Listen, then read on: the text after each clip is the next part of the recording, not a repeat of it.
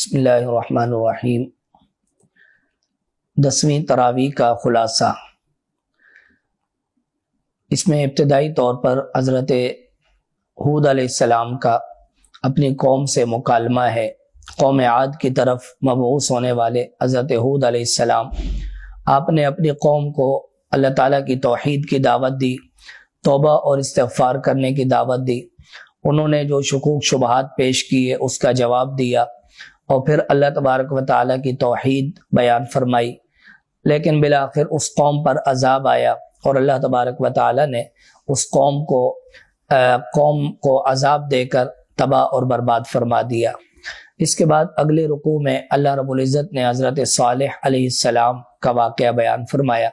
انہوں نے اپنی قوم کو توحید کی دعوت دی، توبہ اور استغفار کرنے کی تلقین کی، اللہ کی طرف سے آنے والا معجزہ یعنی اونٹنی کو ذبح نہ کرنے کا حکم دیا، لیکن انہوں نے نافرمانی کی، سرکشی کی۔ بالآخر انہوں نے اونٹنی کو ذبح کر دیا کہ جس کی پاداش میں اللہ رب العزت نے ان پر عذاب نازل فرمایا۔ اس کے بعد اگلے رکوع میں اللہ رب العزت نے حضرت ابراہیم علیہ السلام کا واقعہ بیان فرمایا۔ فرشتے ان کے پاس انسانی شکل میں آئے، ان کے سامنے حضرت ابراہیم علیہ السلام نے کھانا رکھا اور انہوں نے کھانا کھانے سے انکار کر دیا اور حضرت ابراہیم علیہ السلام کو بیٹے کی خوشخبری دی، اور پھر وہ وہاں سے حضرت لوط علیہ السلام کے پاس گئے جن کی قوم بدفعلی جیسے گناہ میں مبتلا تھی۔ حضرت لوط علیہ السلام نے ان کو سمجھایا، لیکن ان کی قوم اپنے اس برے عمل سے باز نہ آئی، تو بالآخر فرشتوں نے حضرت لوط علیہ السلام کو وہاں سے نکل جانے کا حکم فرمایا، اور اس کے ساتھ ساتھ اس قوم پر عذاب آیا اور اس پوری بستی کو الٹ کر اس پر پتھروں کی بارش برسائی گئی۔ اس سے اگلے رکوع میں اللہ رب العزت نے حضرت شعیب علیہ السلام کو مدین کی طرف بھیجنا اور حضرت شعیب علیہ السلام کا اپنی قوم کو دعوت دینا اور انہیں توحید کی طرف بلانا، ناپ تول میں کمی کرنے سے منع کرنا بیان فرمایا، اور پھر قوم نے جو جوابات دیے، حضرت شعیب علیہ السلام کو قوم نے جس طرح جھٹلایا اور بالآخر ان پر جو عذاب آیا اسے اللہ رب العزت نے بیان فرمایا۔ اس سے اگلے رکوع میں اللہ رب العزت نے حضرت موسیٰ علیہ السلام کا فرعون کے دربار میں جانا اور فرعون کا سرکش ہو جانا اور پھر قیامت کے دن فرعون کے عذاب کو بیان کیا گیا۔ اس کے ساتھ ساتھ کچھ بستیاں جو اللہ رب العزت نے تباہ فرمائی ان کے احوال بیان کیے گئے، اور اس کے ساتھ اہل جنت اور اہل نار دونوں کے قیامت کے احوال کو بیان کیا گیا۔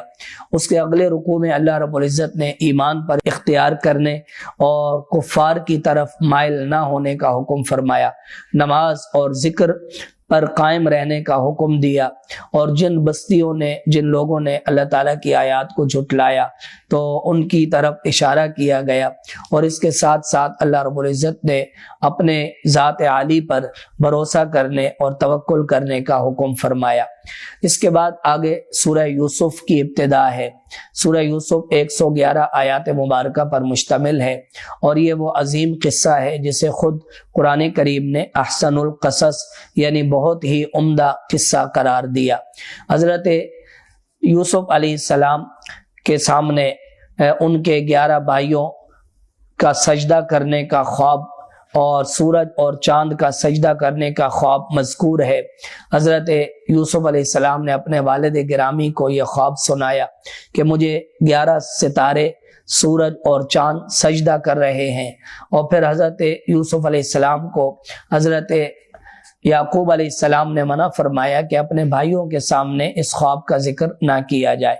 پھر اگلے رکوع میں ان کے بھائیوں کا واقعہ مذکور ہے کہ انہوں نے کس طرح ایک چال کر کے اپنے بھائی کو اپنے والد گرامی سے وصول کیا اور جا کر ایک کنویں میں ڈالا، اور پھر وہاں سے کچھ لوگوں نے آ کر حضرت یوسف علیہ السلام کو خریدا، اور حضرت یوسف علیہ السلام کس طرح مصر کے بازاروں میں بکے، اور پھر وہاں پر بادشاہ مصر نے آپ کو خرید کر کیسے اپنے گھر میں پالا، اس کو اللہ رب العزت نے بیان فرمایا۔ اس کے ساتھ ساتھ عزیز مصر کی گھر والی یعنی زلیخا نے حضرت یوسف علیہ السلام کو جو گناہ کی دعوت دی اور یوسف علیہ السلام نے اللہ تعالیٰ کی پناہ مانگی اور پھر ایک بچے نے گواہی دی ان کی پاک دامنی پر، اللہ رب العزت نے اسے بیان فرمایا۔ اور پھر آخر میں عزیز مصر نے اپنی بیوی کو جو لعن طعن کیا اسے بیان کیا گیا۔ اس کے ساتھ ساتھ یہ خبر جب مصر کے اندر مشہور ہوئی تو کچھ عورتوں نے بھی عزیز مصر کی بیوی کو لعن طعن کیا کہ تو اپنے ایک غلام پر عاشق ہو گئی، تو اس نے ان کے لیے دعوت کا اہتمام کیا اور ان کے سامنے پھل رکھے گئے، انہوں نے پھلوں کے بجائے اپنی انگلیوں کو کاٹ دیا۔ جب حضرت یوسف علیہ السلام کے حسن کو دیکھا اور حضرت یوسف علیہ السلام کو گناہ کی دعوت دی، آپ نے جیل میں جانے کو پسند فرمایا اور یوں آپ جیل میں تشریف لے گئے۔ اس کے بعد اگلے رکوع میں جیل کے اندر آنے والے دو دوستوں کا واقعہ مذکور ہے کہ انہوں نے حضرت یوسف علیہ السلام کو اپنا خواب سنایا۔ ایک نے کہا کہ میں شراب نے چھوڑ کر بادشاہ کو پلا رہا ہوں، دوسرے نے کہا کہ میرے سر پر روٹیوں کا ایک ٹوکرا ہے جس میں سے پرندے کھا رہے۔ حضرت یوسف علیہ السلام نے اولاً انہیں توحید کی دعوت دی، معبودان باطلہ سے منع فرمایا اور پھر انہیں تعبیر بتلائی کہ جو شراب نے چھوڑ رہا تھا وہ بادشاہ کا خادم بنے گا، اور جو روٹیوں کا ٹوکرا لے کر جا رہا تھا اور پرندے کھا رہے تھے تو اسے سولی دی جائے گی۔ اس سے اگلے رکوع میں اللہ رب العزت نے اس وقت کے بادشاہ کے خواب کو بیان فرمایا کہ اس نے بھی ایک خواب دیکھا تھا اور پھر اس خواب کا ذکر اس نے اپنے مصاحبین سے کیا، کسی نے بھی تعویل نہیں بتائی، اور بالآخر وہی شخص کہ جو جیل سے رہا ہو کر آیا تھا اس نے یوسف علیہ السلام کے پاس جا کر وہ خواب بیان کیا اور یوسف علیہ السلام نے اس کی تعبیر بتلائی۔ پھر بادشاہ نے حضرت یوسف علیہ السلام کو طلب کر کے اپنے دربار میں ایک بڑا عہدہ سپرد کیا۔ اس کے بعد حضرت یوسف علیہ السلام کے بھائی یوسف علیہ السلام کے پاس غلہ لینے کے لیے آئے۔ آپ نے ان سے فرمایا کہ آئندہ جب آؤ تو اپنے بھائی بنیامین کو بھی ساتھ لے کر آنا، اور اس طرح آپ نے غلے کے اندر ان کی دی ہوئی رقم بھی واپس رکھ دی۔ جب انہوں نے گھر میں جا کے غلہ کھولا، اس میں رقم واپس پائی تو انہوں نے شکر ادا کیا اور اس کے ساتھ ساتھ بنیامین کو لانے کے لیے دوبارہ اصرار کیا۔ حضرت یعقوب علیہ السلام نے ان سے وعدہ لیا کہ تم اپنے اس بھائی کو واپس ضرور لاؤ گے۔ اس کے بعد وہ حضرت یوسف علیہ السلام کے دربار میں دوبارہ آئے، بنیامین کو ساتھ لے کر آئے۔ یوسف علیہ السلام نے ایک ہیلا کرتے ہوئے بنیامین کے سامان میں اپنا ایک پیالہ رکھوا دیا، اور پھر اس طرح یہ ایک چوری کا الزام لگا، اور اس طرح اللہ تعالیٰ کے بتائے ہوئے طریقے کے مطابق حضرت بنیامین حضرت یوسف علیہ السلام کے پاس ہی رہ گئے۔ اس کے بعد ان کے بھائیوں نے آپس میں جو مشورہ کیا اور اپنے والد گرامی کے پاس ایک پیغام بھیجا، اس کو بیان کیا گیا۔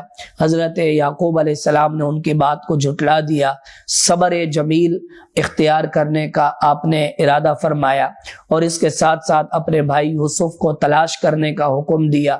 پھر وہ تیسری بار حضرت یوسف علیہ السلام کے پاس آئے کہ ہمارے پاس کھانے کو کچھ نہیں، تھوڑی سی پونجی لے کر آئے ہیں، آپ ہمیں پورا غلہ دے دیجئے۔